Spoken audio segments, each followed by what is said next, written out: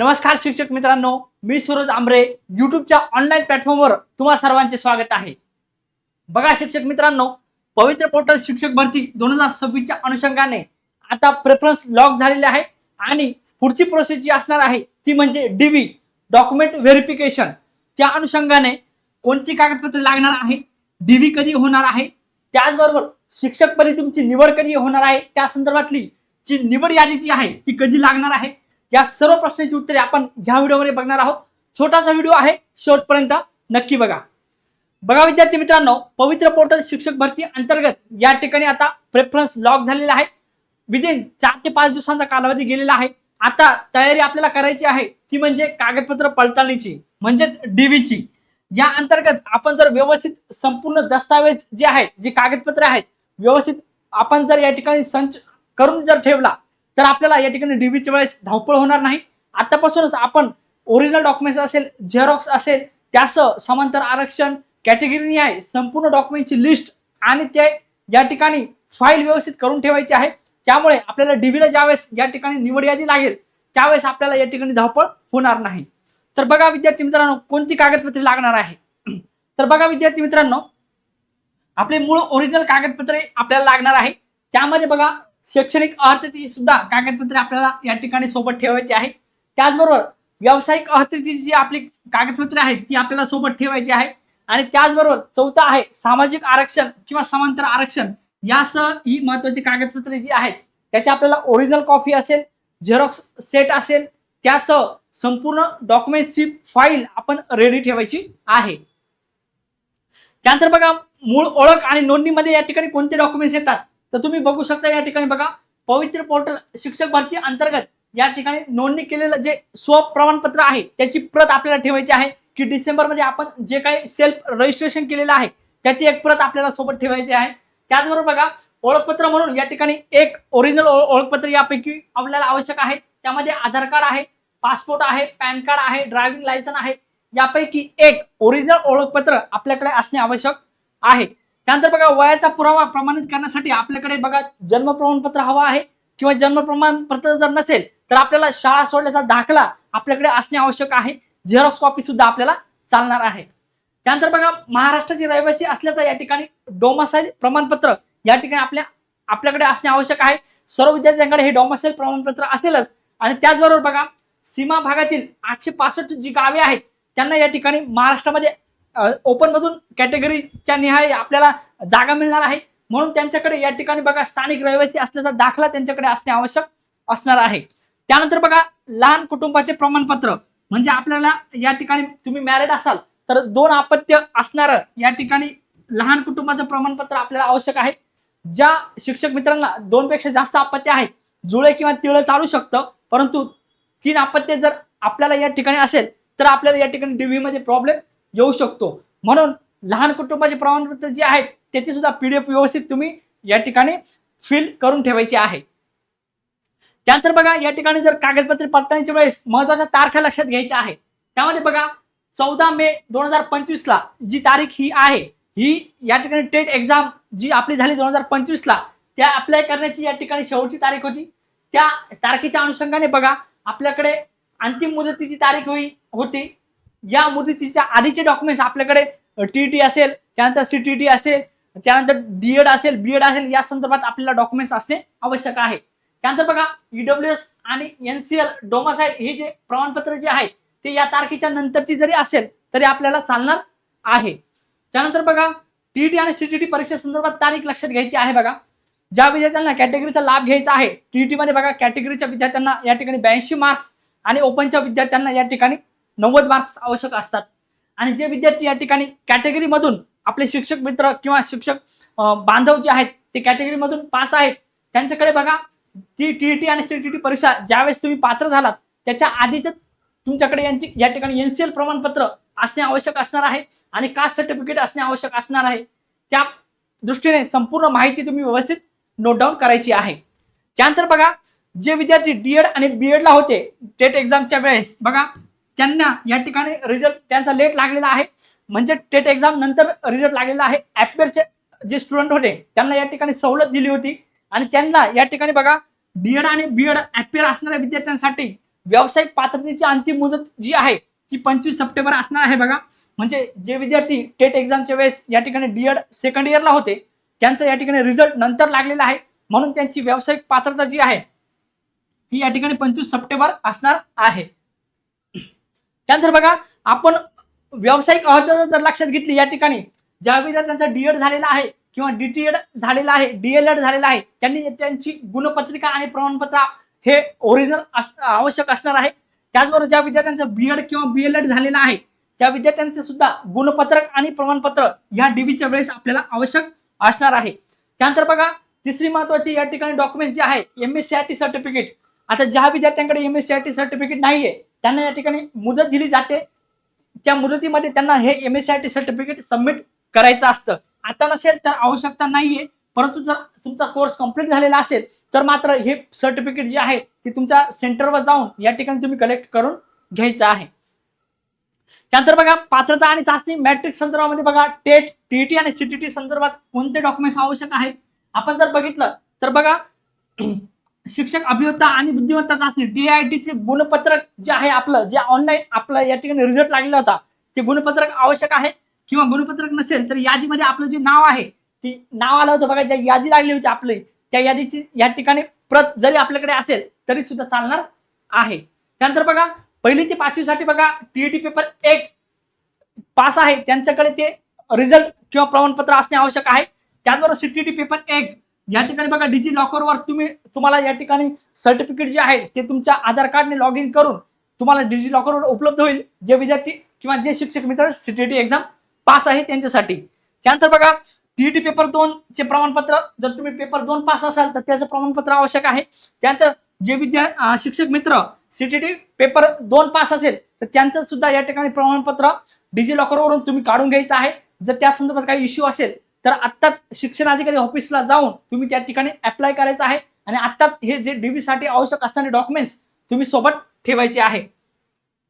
त्यानंतर बघा सामाजिक आरक्षण जे आहे, तुम्ही जर मागासवर्गीय असाल कॅटेगरी मधून असाल तर तुम्हाला या ठिकाणी कास्ट सर्टिफिकेट जे आहे ते अनिवार्य असणार आहे बघा, ओरिजिनल आवश्यक असणार आहे, कारण डीबीच्या वेळेस सर्व ओरिजिनल डॉक्युमेंट्स जे आहे ते चेक करत असतात. त्यानंतर बघा एसटी कॅटेगरीच्या शिक्षक बांधवांसाठी जात वैधता प्रमाणपत्र अनिवार्य असणार आहे, फक्त एसटी कॅटेगरीच्या शिक्षक बांधवांसाठी. आणि इतर कॅटेगरी मधून जे आहे बघा या ठिकाणी बघा एससी आणि एसटी वगळून या ठिकाणी ओबीसी असेल, एसबीसी असेल, त्यानंतर बघा एससीबीसी असेल, एनटी असेल, यांच्यासाठी बघा नॉन क्रिमिनल सर्टिफिकेट जे आहे ते या ठिकाणी आवश्यक असणार आहे, हे सर्वांनी लक्षात घ्यायचं आहे. त्यानंतर बघा समांतर आणि विशेष आरक्षण न्याय जर आपण जर बघितलं तर कोणते डॉक्युमेंट्स लागणार आहे बघा. जे शिक्षक मित्र अपंग आहेत त्यांना अपंगत्वाचा दाखला लागणार आहे बघा. संगणकीय प्रणाली मार्फत वितरित होणारा 40% दिव्यांग असलेला हा दाखला जो आहे दिव्यांग बांधवांना आवश्यक असणार आहे. त्याचबरोबर जे शिक्षक मित्र माजी सैनिक आहेत बघा ते स्वतः या ठिकाणी आरक्षणामध्ये असणार आहे.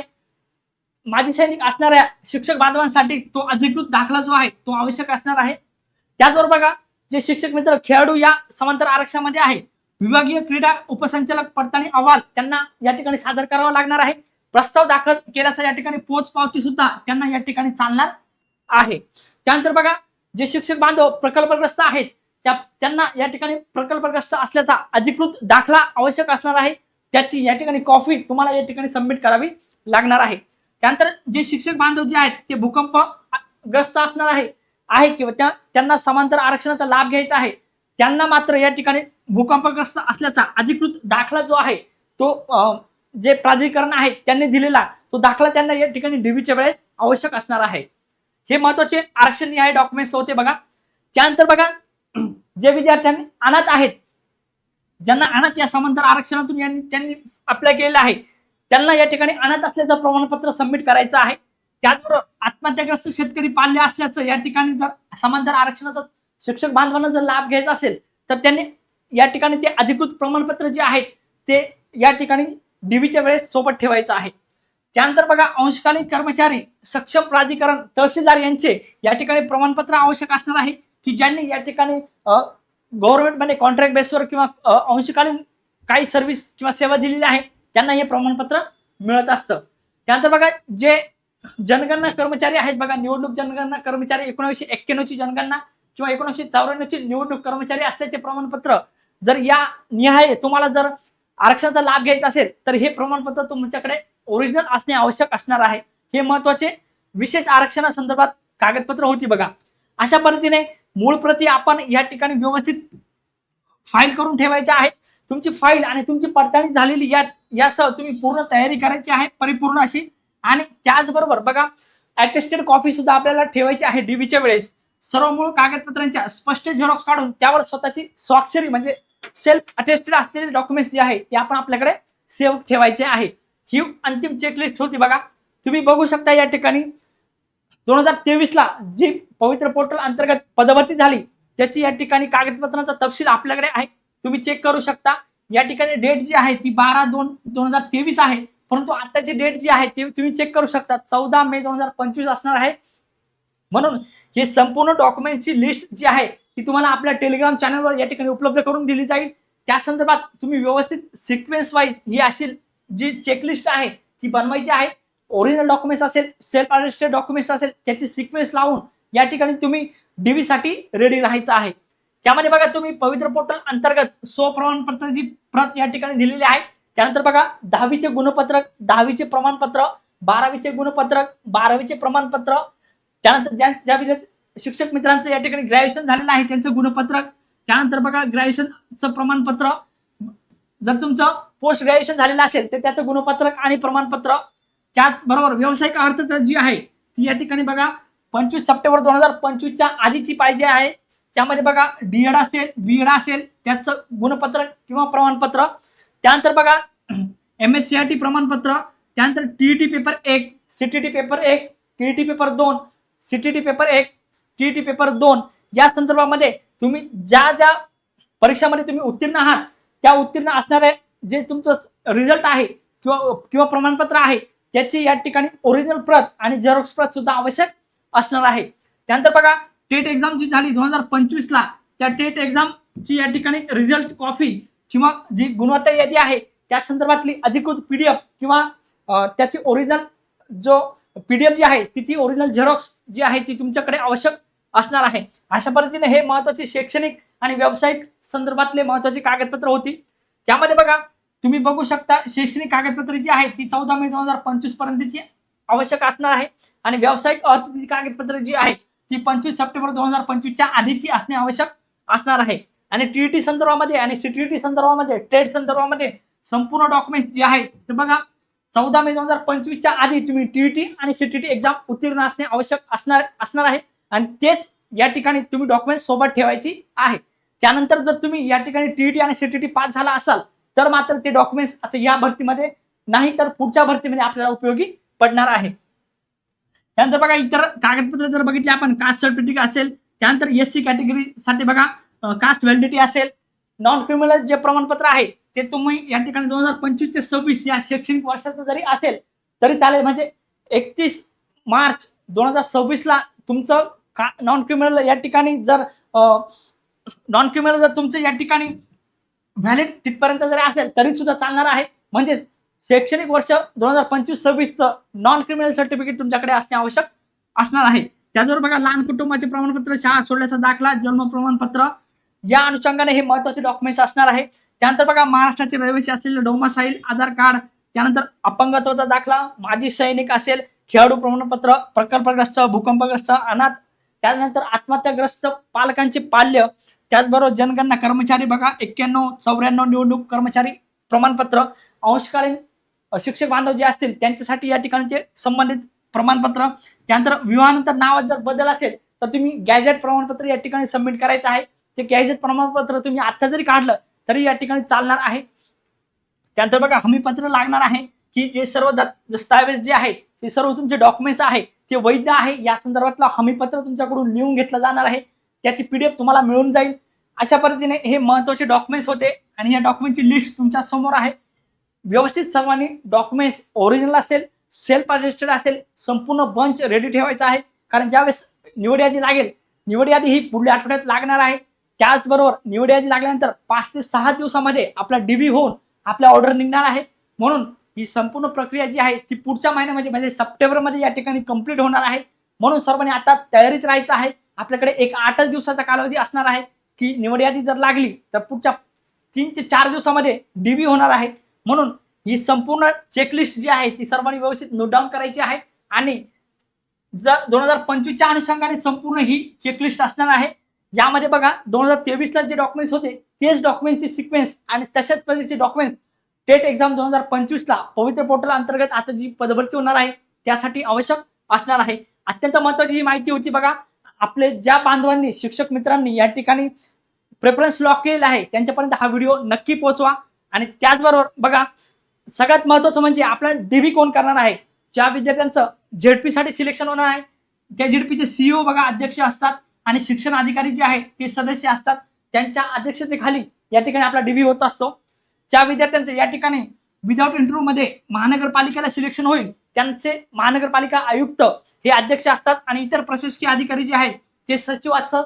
त्यांच्या मार्गदर्शनामध्ये आपला डीबी होत असतो. त्यानंतर बघा नगर परिषद किंवा नगरपंचायत असेल या शाळांमध्ये जर आपण आपली नियुक्ती झाली तर तेथील मुख्याधिकारी असेल आणि प्रशासकीय अधिकारी असेल यांच्या अध्यक्षतेखाली आणि मार्गदर्शनामध्ये आपला डीबी होत असतो. म्हणून हे सर्वांनी लक्षात ठेवायचं आहे. पुढच्याच आठवड्यामध्ये या ठिकाणी विदाउट इंटरव्ह्यूची यादी लागणार आहे आणि ज्या विद्यार्थ्यांचं या ठिकाणी झेडपी असेल महानगरपालिका असेल नगरपालिका नगरपंचायत असेल यामध्ये सिलेक्शन होणार आहे त्यांना या ठिकाणी या मुख्य अधिकाऱ्यांच्या मार्गदर्शनामध्ये डीबी प्रोसेस कंप्लीट करायची आहे. म्हणून ही माहिती सुद्धा अत्यंत महत्त्वाची आहे. सर्वांनी व्यवस्थित लक्षात घ्यायची आहे. त्यानंतर बघा जे विद्यार्थी ऑलरेडी आता टीईटीची तयारी करत आहेत किंवा आपले बांधव असतील मित्र असतील ज्यांना आता सर्वोच्च न्यायालयाने सांगितल्याप्रमाणे टीईटी ही परीक्षा कंपल्सरी केलेली आहे आणि अशा बांधवांपर्यंत ही माहिती नक्की पोहोचवा. बघा शिक्षक पात्रता परीक्षा गुरुवर्य 1.0 बॅच आपल्याकडे सुरू आहे.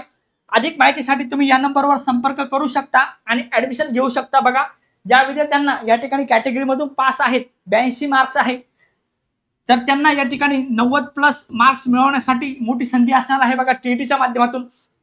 त्याचबरोबर सीटीटी एक्झाम सुद्धा आता 6 सप्टेंबरला असणार आहे. सर्वांनी चांगली तयारी केलेली आहे.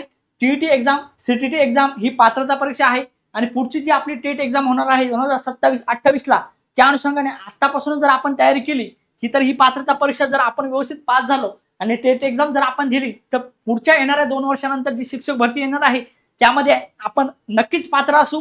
अशाच महत्त्वाच्या व्हिडिओसाठी चॅनलला नक्की सबस्क्राईब करा. व्हिडिओ लाईक आणि शेअर नक्की करा. भेटूया पुढच्या व्हिडिओमध्ये. तोपर्यंत धन्यवाद.